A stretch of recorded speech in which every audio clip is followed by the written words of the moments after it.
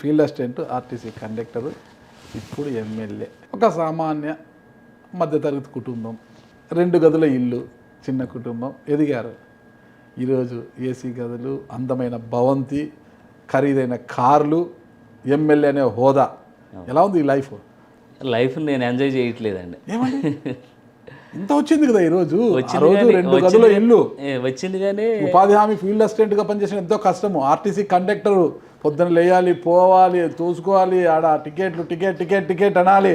ఇంత చేసి మీరు ఈరోజు వచ్చేసరికి ఖరీదైన ఇల్లు, ఖరీదైన కార్లు ఇవన్నీ కూడా ఉన్నాయి కదా.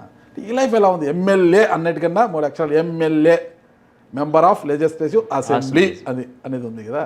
ఈ లైఫ్ ఎలా ఉంది? ఆ లైఫ్ నుంచి ఈ లైఫ్కి వచ్చారు కదా, ఎలా ఎంజాయ్ చేస్తున్నారు? అంటే కష్టం నుంచి వచ్చినటువంటి విజయం కదండి అది. ఆనందంగా ఉంది. ప్లస్ మనం పడ్డ కష్టాలు కూడా గుర్తు చేసుకోవాలి కదండి. చాలా కష్టాలు పడ్డామండి ఈ స్థాయికి రావడం అంటే. మీరే అన్నారు, ఒక సామాన్య కుటుంబం ఎంత కష్టపడి ఉంటే ఈ స్థాయికి వచ్చాం. మీ జీతం ఎంత అండి నెలకు? ఎప్పుడండి?